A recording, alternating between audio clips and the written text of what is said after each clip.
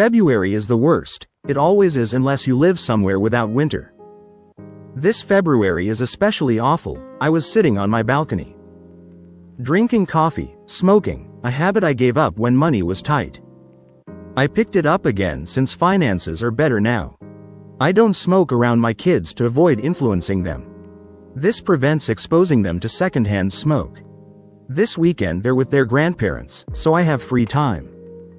This February has been particularly bad with 2 weeks of no sunshine. Constant gray skies, 20 degrees temperatures, several inches of snow hit us. Everyone looked forward to Valentine's Day for some relief. It fell on a Thursday, many took Friday off. This practically shut down the city, affected plans. My wife Linda had plans with me, but more snow came.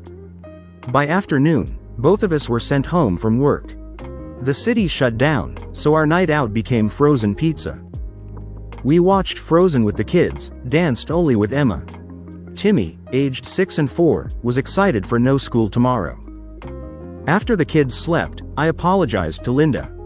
I offered her a glass of wine, she reassured me. It wasn't my fault, she appreciated the evening's anticipation. She had a new evening gown I hadn't seen yet. She keeps it a surprise until we go out. Linda sews her own clothes, many of Emma's. She always looks fantastic in whatever she wears. I admired the diamond ring I gave her 10 years ago. It sparkled in the firelight. I thanked her for saying yes. "I love you," I said. She replied, "I love you too." We toasted to us, sat in silence for a while. I apologized for my recent grumpiness, blamed February. Linda understood, admitted she'd been irritable too. We joked about hibernating until spring, noted kids were edgy. Despite everything, Linda reminded me of our blessings. We have each other, our kids, our home.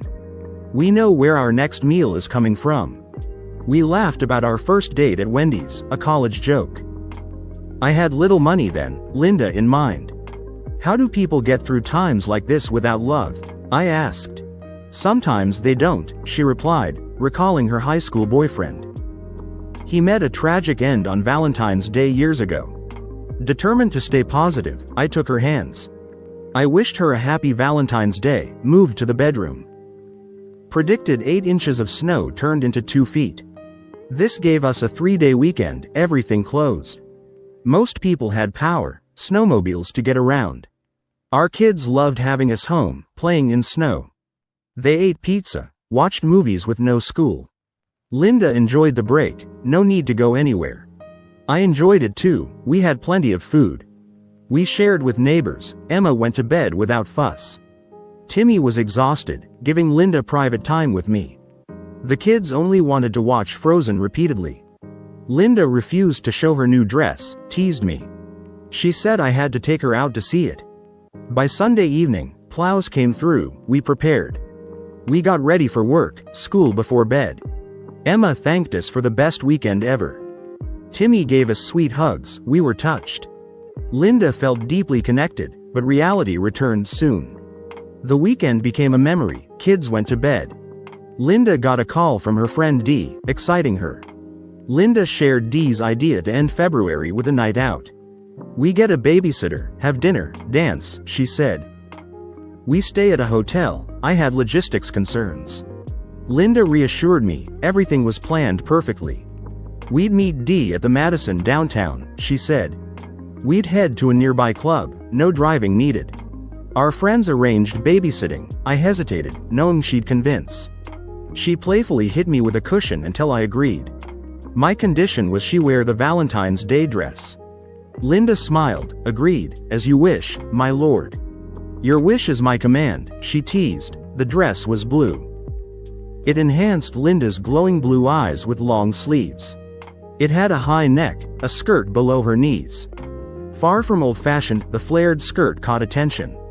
It was enticing when she danced, smooth fabric flowing. Linda descended the stairs slowly, stunned me completely. She placed a finger on my chin, said softly, "It's me." "You don't need to flatter me. I love it," she added. "You don't realize how amazing you look," I managed. I kissed her hands, her eyes glistened, she smiled tremulously. We joined friends at a crowded restaurant, enjoyed company. We celebrated the end of February. Linda looked stunning. I told her so repeatedly, touched her when I could. The night was unforgettable. After dinner we headed to the club. Neither of us drank much. I was glad no driving. Linda hinted she didn't want to stay long, smiled seductively. We won't stay at the club long, will we? She whispered. It's up to you, baby, I replied, grinning. She clung to my arm. The club was packed. We had reservations. Everyone noticed our group, especially Linda. You're the most attractive woman here, I whispered. Oh, you. Flattery will get you everywhere, she teased. We danced to enjoy each other, not to impress. When Dave asked Linda to dance, she declined. She wanted the night to be special for us. Proud, happy, I whispered. Time to leave already? Not yet, we need energy for what's planned, she replied. During a break, we heard loud laughter, saw Mark Lavalier. He was the Shark quarterback. Our table buzzed with excitement. Linda focused only on me. Dee joked, get a room. We hadn't kissed much, shared a few bites of wings. We had a room ready for the night ahead. The band played again, sparing further awkwardness. Shall we dance here or upstairs? I whispered to Linda. Before she could answer, Jane interrupted, he's coming this way. Sure enough, Lavalier approached our table, women primped. They chanted, pick me. Linda lowered her eyes. She squeezed my hand tighter. Mark said, hi, I'm Mark. Would you like to dance? He asked, extending his hand. She sighed, dropped my hand, gracefully took his. Without a glance at me, she stood, danced with him. Dave teased, I thought she was only dancing with you. Yeah, me too, I muttered. Jane reassured, relax, just a dance. I felt uneasy. Everyone watched as they danced. Mark was a much better dancer than I was. Linda clearly enjoyed herself. Dee tried to distract me. I declined. The next song was slow. I watched Linda melt into Mark's arms. He whispered something. She smiled. They danced appropriately. It still hurt. Another slow song played. The band leader watched them. Mark seemed pleased. I was determined to end it. I started to rise. Jane stopped me. Give her this. Don't spoil her mood, she said. I sat back, heartbroken. The song ended. Mark led Linda off the dance floor. They smiled at each other, didn't touch. As Linda approached, her best smile faded to second best. When our eyes met, I realized we had a problem. I keep telling you, you're the most attractive woman here, I whispered. Maybe it's time to head to our room, I said. Linda's eyes widened in fear, her hand trembled. She quickly looked away. Dee said loudly, sorry, everyone. I need to go to the bathroom. Linda, will you come? Linda looked at me. I'm sorry, Jim.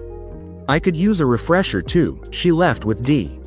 The talk shifted to why women never go to the bathroom alone. I pondered this. Dee returned alone. Where's Linda? Is she okay? I nearly yelled. Dee smiled. Relax, Jim.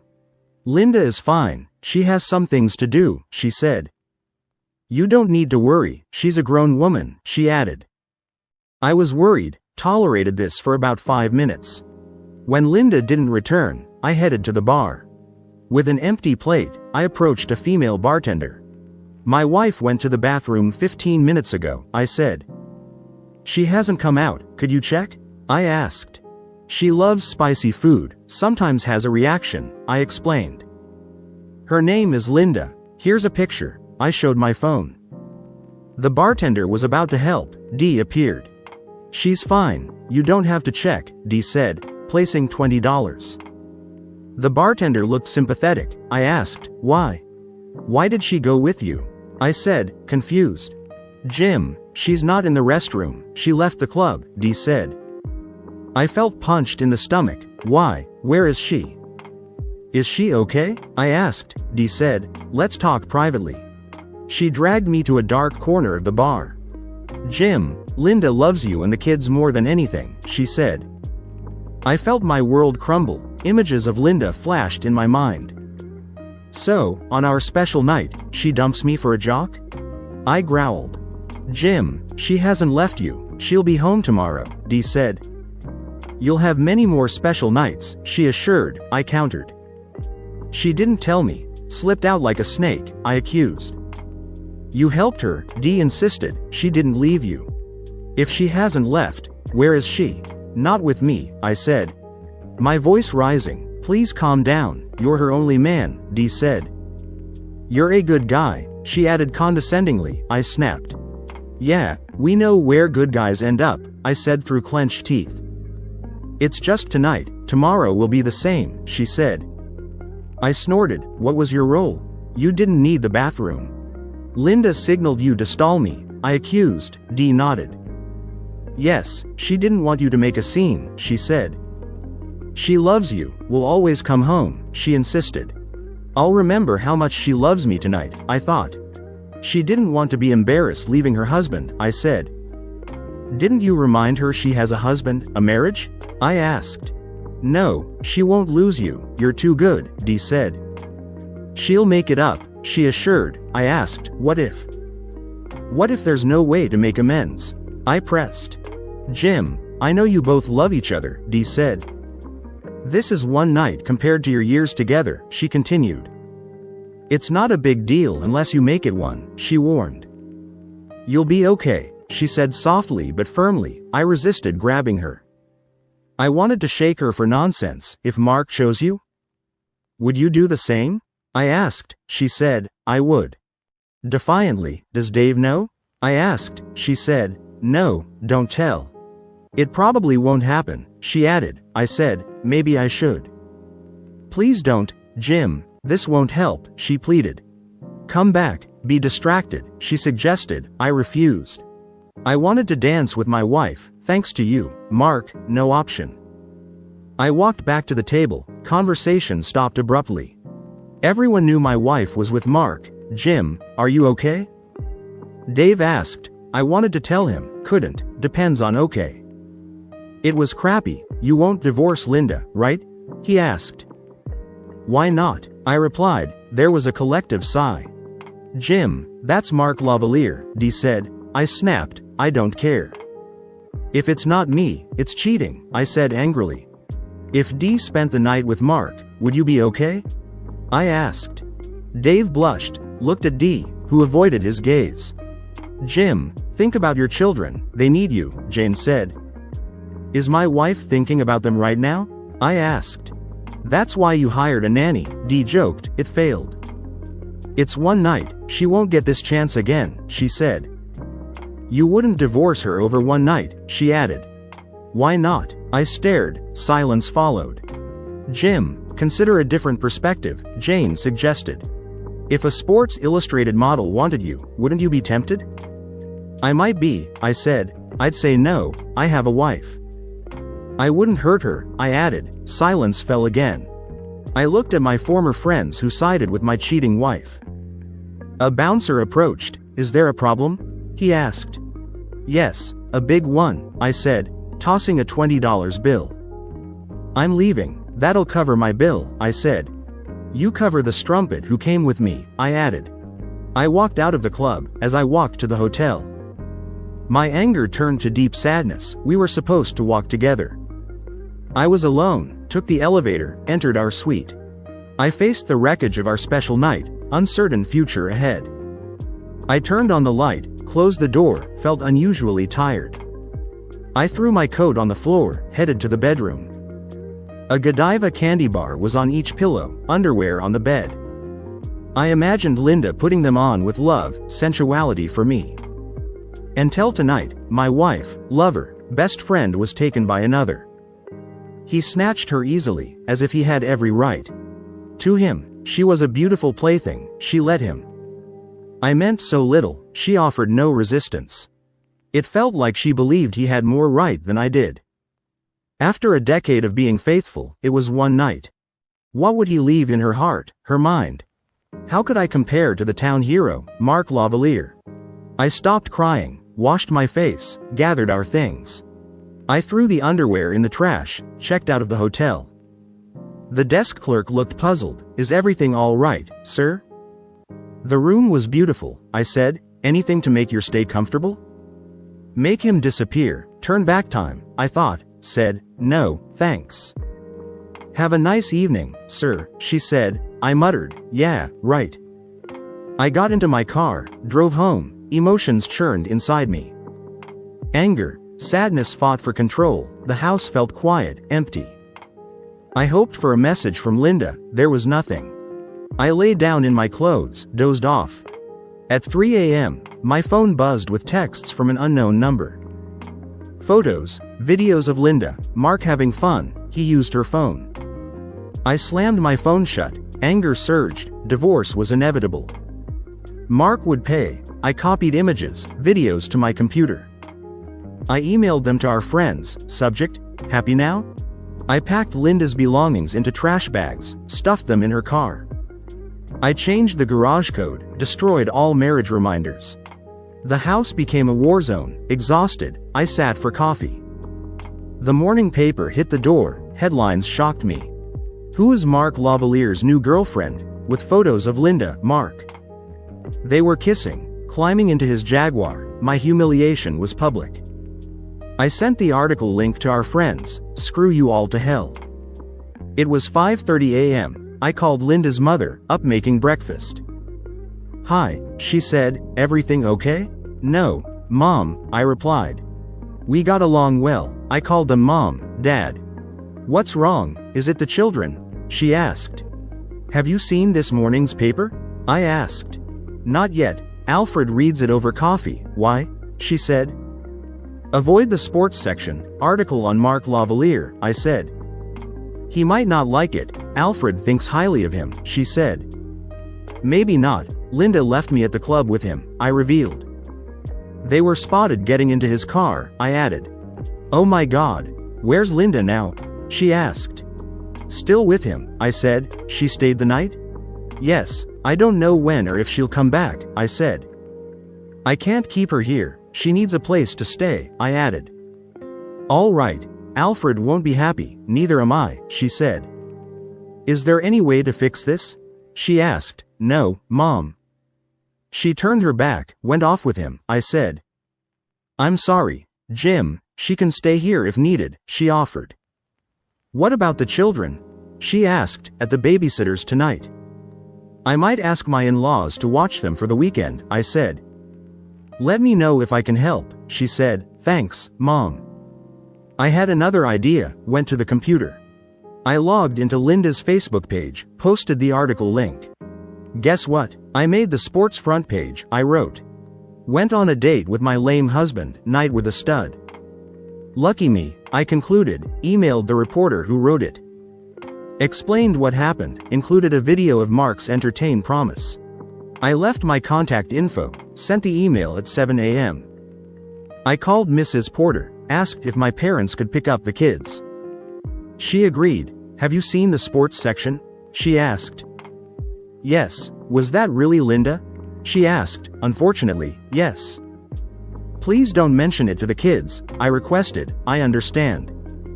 I'm sorry, Jim, you don't deserve this, she sympathized.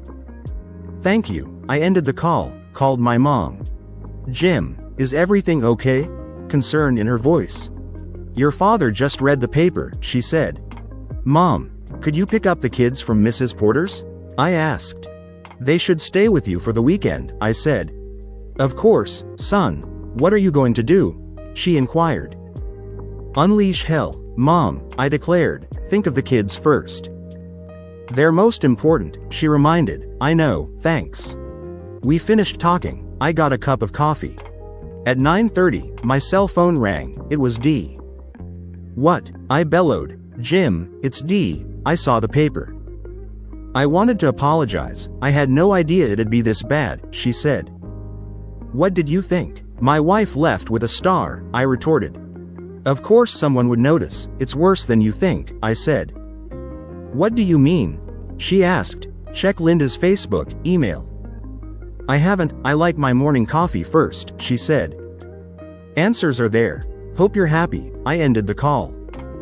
Jane called, upset about the video, photos, why surprised? I asked. I never thought he'd do this, she said, entertain my wife? Send pictures, videos, or both. I pressed. What'll you do? What do you think? Say goodbye. Bugger off, I demanded. I hung up. The phone rang. Unrecognized number, I answered. Mr. Carlyle? A woman's voice. That's him, I said. Mr. Carlyle, this is Audrey Tanis, Daily Record, she said. I received your email. Video, is your wife with Lavalier? She asked.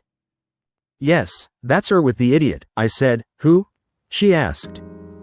Sorry, I call him that. She's my soon-to-be ex-wife, I said. You're getting divorced? She asked. Absolutely, you mentioned videos, pictures. Would you like them? I asked. I would. Can we meet? Sure. Wait until she's home. She's not back yet, I said. Call when you can meet, we'll talk, she said. Sure. I ended the conversation, checked Linda's Facebook, comments split. Some called her promiscuous, vowed to kick wives back. She lost a few Facebook friends, I chuckled. Around 10 o'clock, Linda walked in. I saw a Jaguar pulling away. Jim, it's me, she said, pulling the key from the lock. I'm home, she announced. Why's my car in the driveway? What are those things in it? She asked, eyes widened. She saw me, looked terrible, her face turned white. She saw the wrecked house. Oh my God, she exclaimed. What have you done? Everything is destroyed, she said. Wedding portrait, vases, glasses, what's that smell? She asked. I finished what you started last night, I said. Did you sleep at all? She asked. Why do you care?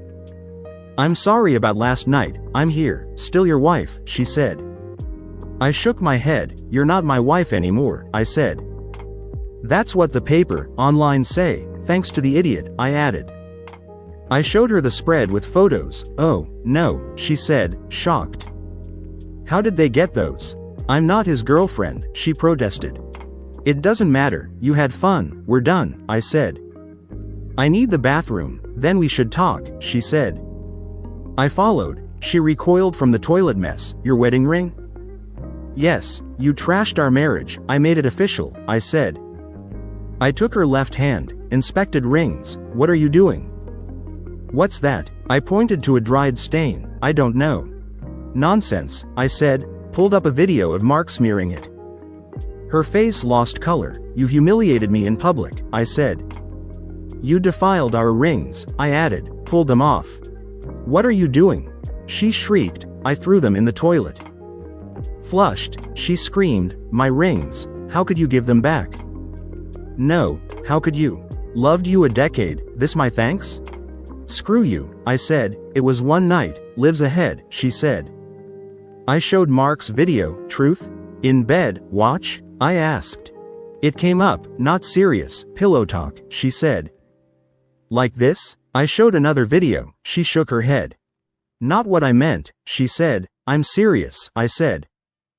Get out, tell your lover, Steps house, I'll liquidate him. Out before I throw you, I warned. I live here too. Not anymore, divorce, stuff in car, mother waiting, I said. You're dead to me, no face, out, I said. Children? She exclaimed. You didn't care when you left. Not true, stop calling him that, she demanded. Screw you, he did. New married, didn't care, I said. You're defending him? Out, you make me sick, I said. She jerked back, tears streaming. Out, I repeated. She ran down the stairs, wailing. I followed, grabbed her purse. Took her house key, tossed it. Don't, she begged, love you. I hate you, get out, I said, shivering, crying. She walked. She drove away, wiping tears, exhausted. I collapsed on the couch. I slept, woke in the afternoon, showered, called Audrey. Jim Carlyle, I said. Good afternoon, she replied. Is it too late to meet? I asked. Not at all. Shares by the mall, it's quiet, I suggested. Sounds good. I called Mom to check on the kids watching Frozen. They took a break. Where's Mommy? Emma asked. She's staying with her mother for now, I said. Why? She asked. She has things to take care of. I avoided revealing too much. Parents joined us. Are you okay, son? My father asked, "Not really, Dad." "I'm better, but it's hard," I admitted. "I understand." The news came on despite the kids' objections. "Now onto our Talk of the Town segment," the anchor said. Daily Record reported star soccer player Mark Lavalier, he said. Spotted leaving a nightclub with a new friend, he added. A video shows them leaving, getting into his car, he said. Linda, Mark were seen holding hands, kissing, he continued. Daddy, why is mommy kissing that man? Emma asked. Is he her boyfriend?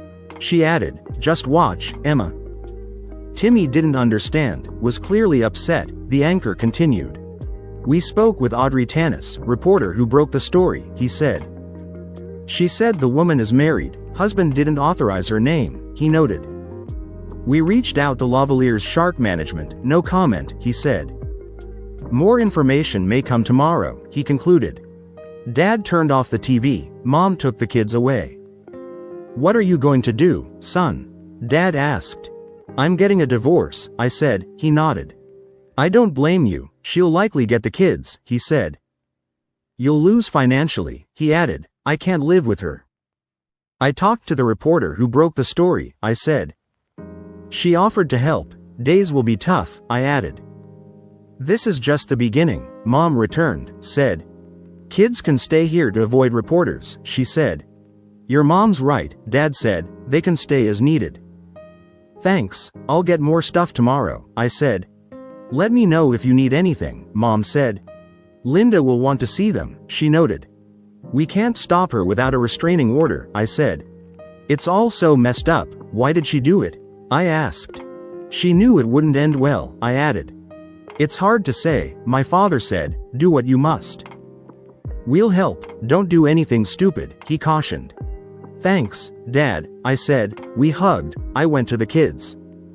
Emma approached with tears, are you getting a divorce? I could lie, honey, we all love you very much, I said.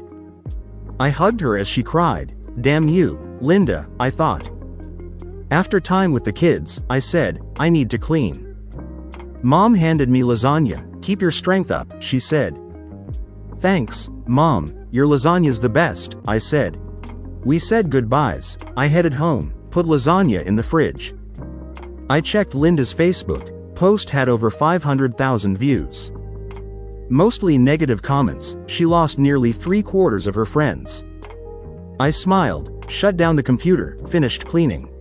I was about to heat lasagna, the doorbell rang, crap. Through the peephole, I saw Dave, what do they want? I opened the door slightly, what the hell do you want? They jumped, can we talk, Jim? Dee asked, why? We're friends, we're worried about you, she said. I snorted, with friends like you, who needs enemies? Please, Jim, can we come in, talk? Dee pleaded. I thought, let them in, they looked shocked at the destruction. So, what do you want? I asked, pouring coffee, no offer. Jim, we want to apologize for last night, Dee said. We saw the video, read the report, didn't know it'd be bad. We're sorry, she said, you didn't know? I mocked. You knew she was married when you pushed her to him, I accused. Yes, we did, Dee admitted, Linda knew she was married.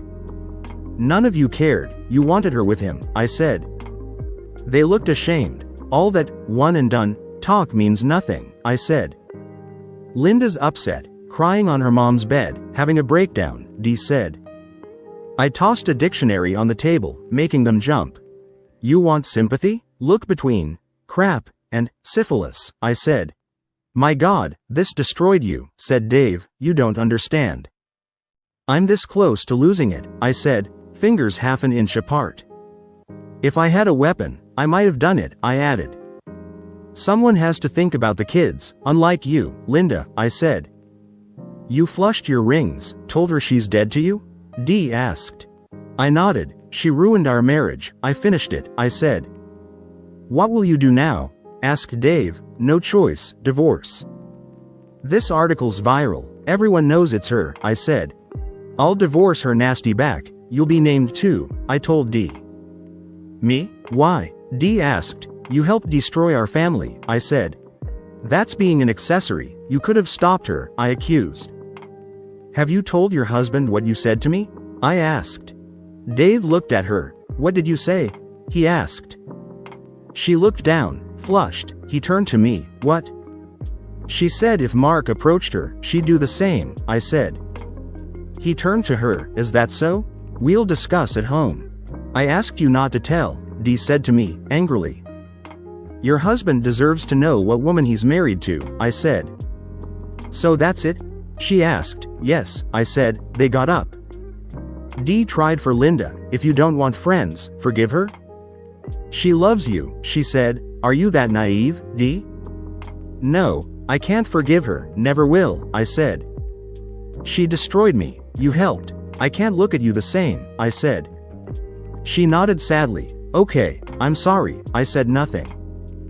Dave held out his hand, pulled it back. I'm sorry too. We're all sorry, I guess. See you later, he said. I hummed, not wanting to say anything, watched them leave. Dee wiped tears. I locked the door, went for dinner. I lay on the bed, fell asleep. Next day, morning routine. I grabbed a newspaper from the porch, ate cereal, toast. I opened the paper to the sports section, cheating husband lawsuit. It targeted Shark tight end Mark Lavalier. I thought, this is good. Audrey retold my story well, kept my name anonymous. The man, the woman's husband, provided a video, the article said. It showed a relationship between his wife, Lavalier, it continued. He claims her friends helped her escape with Lavalier, it noted. Attempts to contact them were unsuccessful, it said. Lavalier's contract has a strict morals clause, it added. Violating it could lead to litigation, it warned. Team management, Lavalier have not commented, it concluded. Satisfied, I closed the paper, sipped my coffee. My phone buzzed, a message from Audrey. Hope you read the paper. Great article, I replied. Thanks. Expect a call soon, she wrote. Seconds later, an unfamiliar number called. I answered. Jim. Mr. Carlisle, this is Lisa Hawkins. Audrey gave me your number, she said. No bad time? She asked. No good times, glad you called. What can I do for you? I asked. What I can do for you? Call me Lisa, she said. Okay, Lisa, call me Jim. Thank you, Jim. Audrey told me about you, she said. I wanted to contact you after your article, she added. I assume you've read it, she inquired. Yes, she did well. I agree, I'd like to represent you, if you don't mind, she said. Are you considering legal action against Lavalier, the team? She asked. Plus divorcing your wife? She added. Yes, I am. You're in luck. Infidelity is grounds for divorce here, she said. Suits for alienation of affection are allowed. You have a strong case, she noted. Do you have children? She asked. Yes, a boy, a girl. Will you seek custody? She continued. Absolutely, I stated firmly.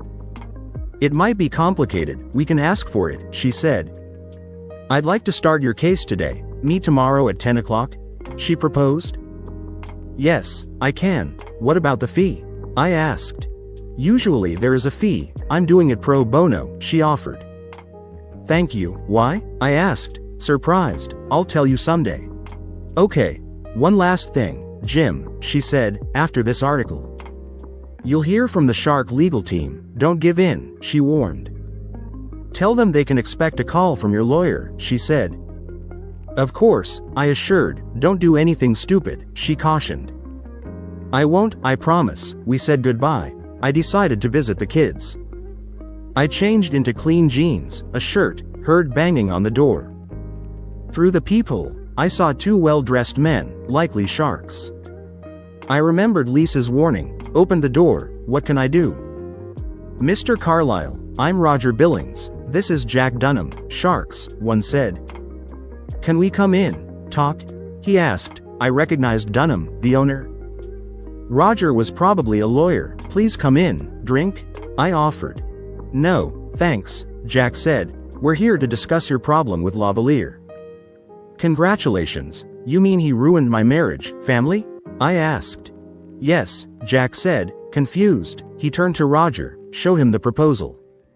Roger handed me an envelope. I opened it, was shocked. Is everything all right, Mr. Carlyle? Asked Jack. You're kidding me. Is there a problem, Mr. Carlyle? Asked Roger. $100,000 for what? It's an insult, I said. Wait, it includes lifetime season passes, Jack said. Anything from our gift store, that costs money, he emphasized. I almost laughed. In exchange for what? I asked. Roger showed an unsigned document. Not file a lawsuit, he said. Against the team or Mr. Lavalier, he added. I looked incredulous. You won't do anything to Lavalier? What about his morals clause? I asked. Roger shrugged. Listen, Mr. Carlyle, boys will be boys, Jack said. Mr. Lavalier is a respected member, high standing, he claimed. We ask you to reconsider prosecuting, no tarnished reputation, he said. Lavalier ruined my marriage, my reputation, I said. There are articles, pictures of him with my wife, I added. What about my kids, their lost family? I asked. Do you think season tickets, clothes make up for that? I pressed. What do you want us to do? Jack asked, condescendingly. Maybe entertain my wife, turn back time to Thursday, I said. Stop him from meeting her, kick balls on air, I'd pay, I mocked. Both looked shocked. We can't do that, said Roger. Perhaps you'd like a counter offer, he suggested. You'll listen to my attorney, this meeting is over, I said. Please leave, I ordered. They looked at each other, stood. Jack held out his hand. I didn't take it. They nodded, walked out. I called Lisa to let her know what happened, went to my parents. Emma was shocked by seeing Linda kiss another man. After talking to my parents, I took the kids to Chuck E. Cheese's. I packed their stuff to take to their grandparents' house. While packing, the front door swung open. Mark stood there, enraged. You goddamn fool, I'll hurt you for everything, he shouted. All I wanted was a piece of ass, you made it federal, he said. I tried to speak, he punched me, stars disappeared from my vision. I grabbed the iron skillet from the stove, he fell, I dropped it. Drop the frying pan, sir, a policeman said. I let go, turned. I heard it hit the floor. Stay where you are, hands behind head. I obeyed, was handcuffed. The officer lifted me to my feet. Officer, he broke into my house, I said. I know, he said. Your neighbor saw him kicking the door, called emergency, he explained. Are you okay? He asked. My face hurts like hell, I said. You'll have a bruise, he said. He checked on Emma, physically fine. She was shaken. He called on the radio, came back to me. Officer, can I call my parents for the kids? I asked. Do you have a weapon? He asked. No, that's why the skillet. Okay, I need your statement, he said, releasing me from handcuffs. Am I going to be arrested? I asked. I don't think so. You were protecting your children, unless he says otherwise, he said. I'll arrest him, he added. I called my parents. Dad came over. An ambulance arrived. Paramedics checked Emma, me, then Mark, unconscious. They wheeled him out on a gurney as Dad arrived. What happened? We had an unwanted guest, I said. He looked at my face. Damn, this'll be a mess for a long time, he said. He hugged Emma. It's okay, honey, the bad man is gone. Where's Timmy? He asked. Timmy was hiding under the table. It's all right, son, you can come out, he called. Timmy came to us. My father asked the policeman, can we leave? The policeman nodded. Yes, I'll need to talk to your son. You don't have to be here, he added. Thank you, Dad said. He gathered the kids, their things. Come back when done, he said. I will, Daddy. Thank you. I hugged, kissed the kids goodbye. I told them I'd see them soon. The policeman, I sat on the couch. He took my statement. I couldn't believe it. Happened so quick, I said. Good thing your neighbor called. I was blocks away, the cop said. I've followed the Lavalier story. Was that your wife? He asked. I nodded. Yes, I'm sorry. Call if you need to talk, he offered. He gave a counselor's card. Thank you, officer, I said. He shook my hand, left. I stood in the front room. I looked at the damaged door. Fred, my neighbor, came over. "Are you all right, Jim?" he asked. "Now, thanks for calling police." "No problem. I saw him kick the door, out with the lawnmower," he said. "What did you do to him?" he asked. "Cleaned his clock with a skillet." He laughed. "Remind me never to piss you off," he said. "Why'd he kick it? Wasn't locked, was it?" he asked. "No, just the security screen, too angry to try the knob," I said. "We can close the door, the jam is shot," he noted. "I'll get a drill, screws to secure it," he offered. "That'd be great, Fred, thanks," I said. We closed the door. We bolted it, the jam was damaged, the deadbolt worked. "That'll do, let me know when you get a replacement," Fred said. "I'll help install," he offered. "Thanks again," I said. I made 2 calls, one to Lisa, one to Audrey. Lisa wasn't thrilled about the skillet incident, glad it was over. She was amused Lavalier was in the hospital, would be arrested. Audrey heard the call on the police scanner, spoke to the reporter. "You know I can't keep you anonymous, it's in the report," she said. "I know," I replied. "Stay tuned, everyone's talking," she said. I showered again, saw my black, blue eye in the mirror. I called my boss, explained, asked for a few days off. "Crap, you had a hell of a weekend, take a week," he said. "Thanks," I replied, went to see my parents, kids. Linda arrived at the same time, I wasn't expecting her. I didn't know what to expect, we met on the walkway. She looked shocked. "Oh my God, are you okay?" she asked. "It's late to worry about my well-being," I said sarcastically. "You want to know? Your lover came to pick a fight," I said. "Did you hurt him? Don't tell me you hurt him," she pleaded. "I can't believe you, he's in the hospital," I said. "I don't care about his condition, he's in custody," I added. "Why are you here?" I asked. "I came to see my kids." "I missed them," she said, "since you left us for him?" I asked. "It's only been 36 hours, now you think of them?" I said. "Don't call him that," she said, "he ruined our marriage." "You helped him without a thought for me, the kids," I accused. I walked into the house, she followed, everyone looked our way. The children huddled to their grandmother, now protective. "What do you want, Linda?" I hissed. "I want my children." Timmy looked frightened, clung tighter to my mother. Emma looked at my mother, disgusted. "Why'd you kiss that man?" "What man?" Linda asked. "That man." Emma pointed to the TV. Lavalier's face was on. "This just in," the anchor said. "Sharks tight end Mark Lavalier faces multiple charges," he said. "He allegedly kicked in a woman's door, assaulted her husband," he added. "The husband defended his home with a cast iron skillet," he noted. "Lavalier is in the hospital with a head wound," he said. "Charges will be filed once his condition improves," he continued. "Shark management suspended him pending the investigation," he said. The scene showed Roger, Jack at a microphone. "We regret Lavalier's hospitalization. We apologize to the family he allegedly assaulted," Jack said. "We offered the husband a reasonable deal, he declined," he added. "How do you respond to the charges?" a reporter asked. "Charges include terroristic breaking, entering, assault, battery," Jack said. "We have no comment," Roger added. "Lavalier is suspended, unconscious. We haven't heard his side, that's all today," they concluded. The anchor returned. "This is breaking news, stay tuned." Everyone turned to Linda. "Oh my God," she said. "Unconscious. What did you do, Jim?" she asked. "Show concern for your lover," I said. "I punched him several times." Linda started toward Emma. She recoiled. My mother spoke up. "Haven't you done enough?" she asked. "Leave now, Linda." My father added. "You're not welcome here again," my mother said. With tears in her eyes, Linda looked, found no sympathy. She turned, left, sobbing. It was just one night. After she left, I hugged the children until they calmed. I kissed them good night, left, entered home through the garage.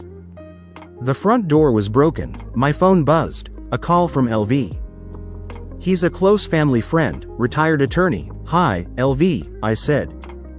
Hey, you. I saw the report, recognized Linda, he said. How are you, the kids? He asked. Not great, I replied. Did you hit Lavalier with a frying pan? He asked. Yes. He laughed. Good for you. Are you divorcing Linda? He asked.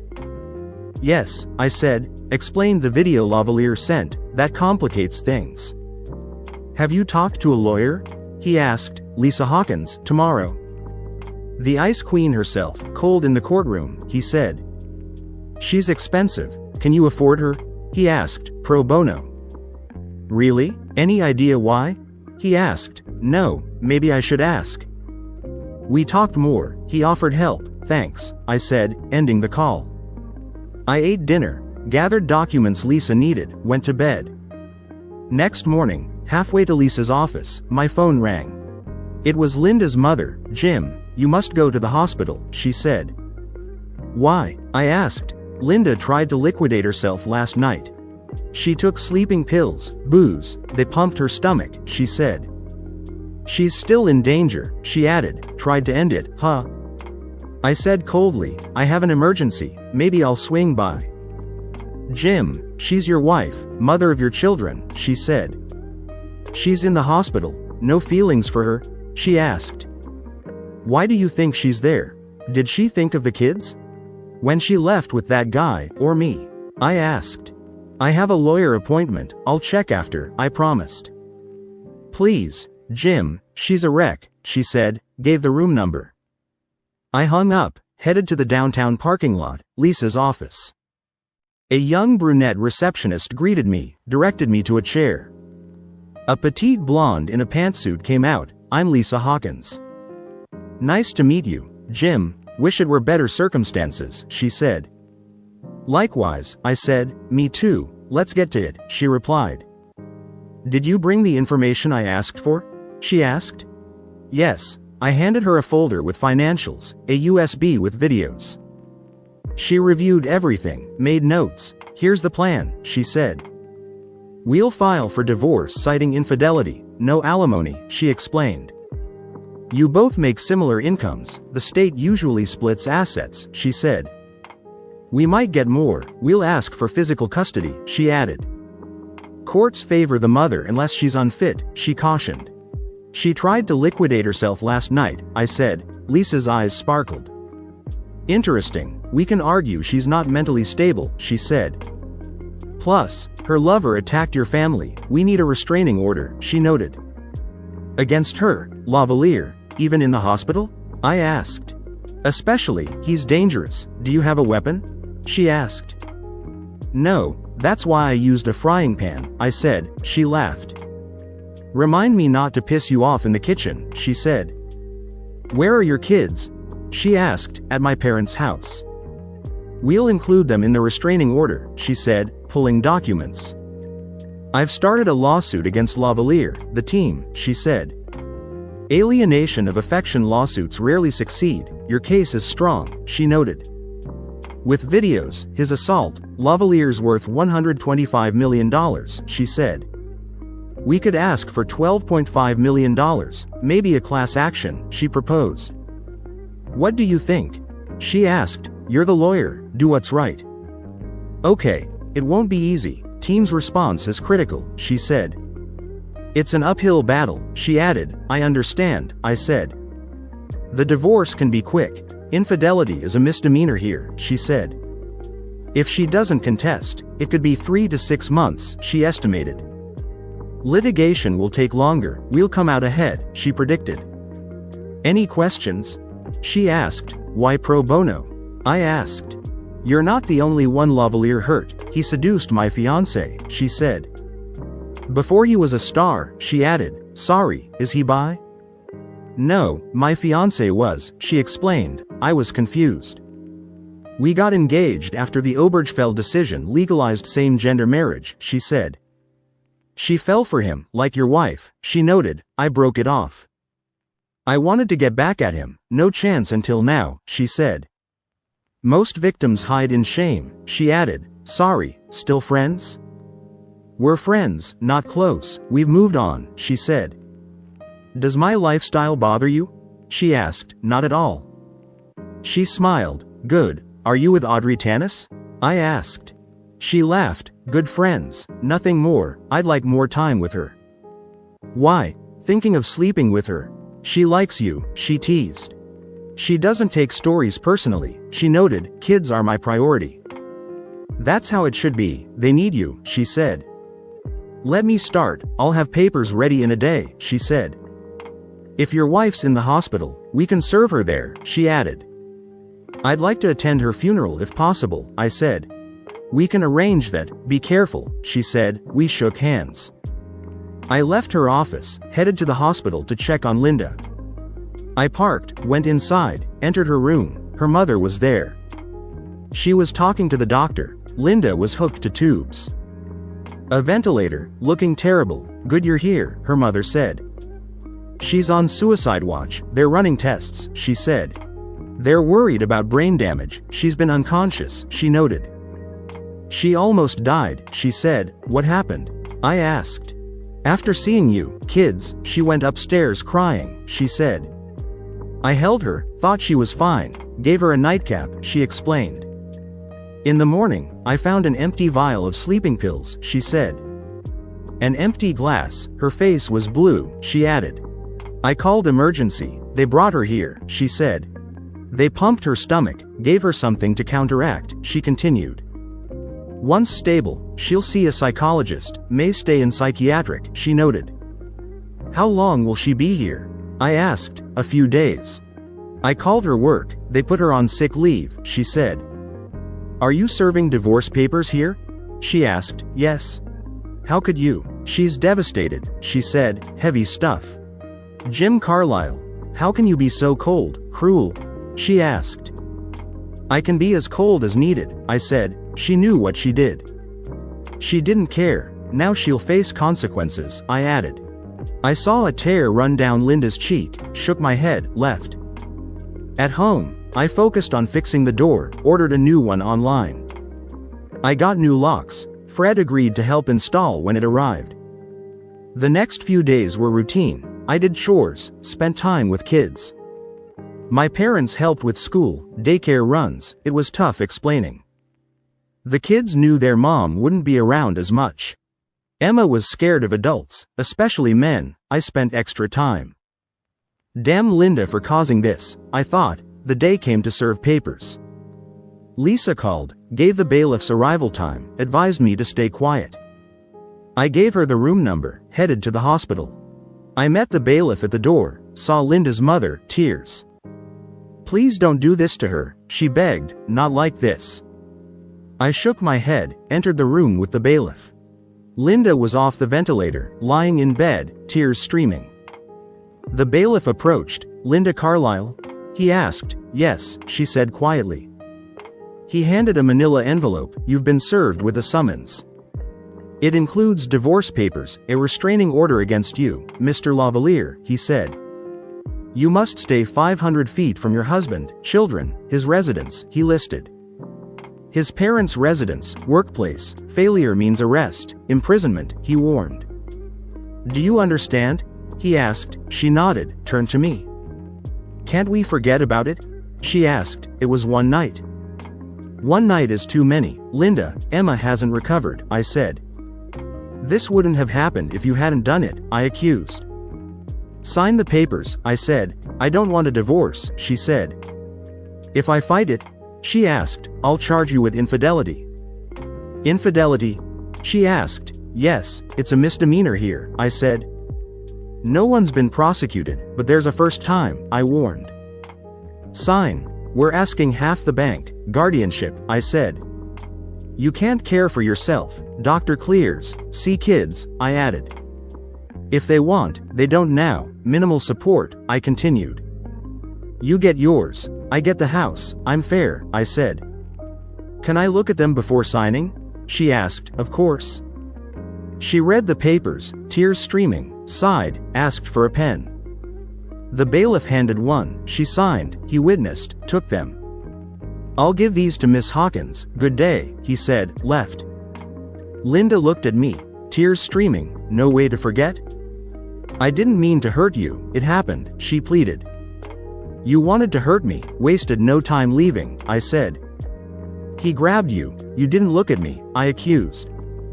I can't forget what you did, ever, I said, she cried harder. I'm sorry, Jim, will you forgive me? She asked. I shook my head, no, maybe in years, not now. I'll never forget, I said, I'm sorry, she cried. Normally, I'd have comforted her, I felt nothing, a stranger. Yeah, me too, I said quietly, walked out of her life. The next months were tough, we adjusted to life without Linda.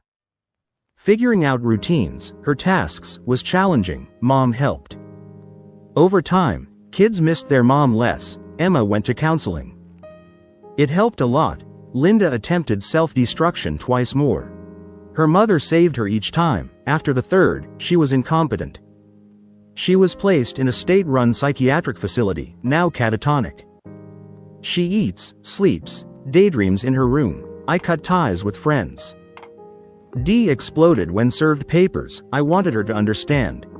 Her inaction ruined our lives. I saw Dave months later. He said they were divorcing. Dee tried the same as Linda. Now I know what you've been through, I'm sorry, he said. I didn't get as much as hoped, enough for kids' college. I got lifetime season tickets. Lavalier was fired, sentenced 8 to 15 years.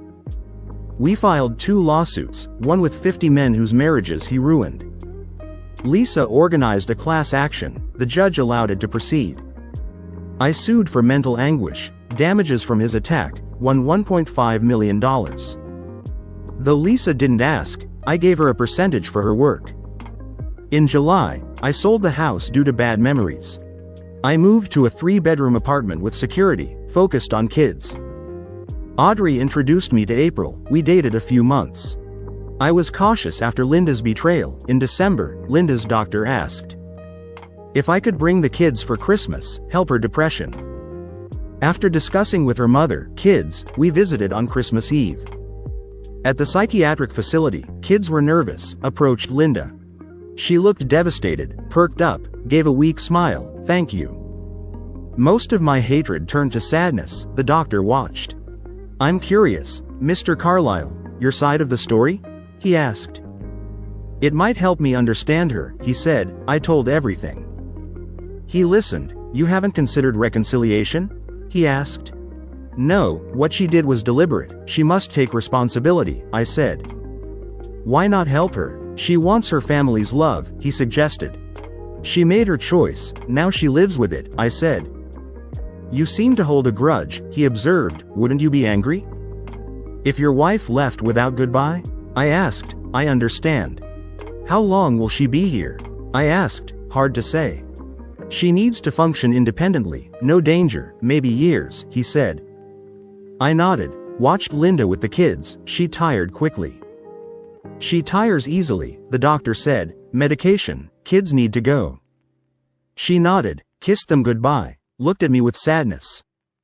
Thank you, Jim, I'd love to see them more, she said. I'm getting better, she added, you look good, I said. I miss you, I still love you, she said, I miss the woman I married. Get well, Merry Christmas, I said, she smiled, old Linda flickered. Merry Christmas, thanks, she said, welcome, I replied. Kids said goodbye, can we see her next week? Emma asked. Please, Daddy, Timmy added, we'll work it out, I said. This started a twice-month ritual, her mother usually picked them up. Sometimes I did, occasionally talked with Linda, never the past. No chance of reconciliation, she appreciated our brief conversations. A year after that Friday, COVID-19's first death hit, February 29th. March brought stay-at-home orders, life harder, second anniversary approached. By June 2020, Lavalier's team settled the class action. Lisa was right, he ended up broke, we got little. Knowing he lost everything was satisfying, even Linda smiled. Hopefully, next February won't be as bad as these.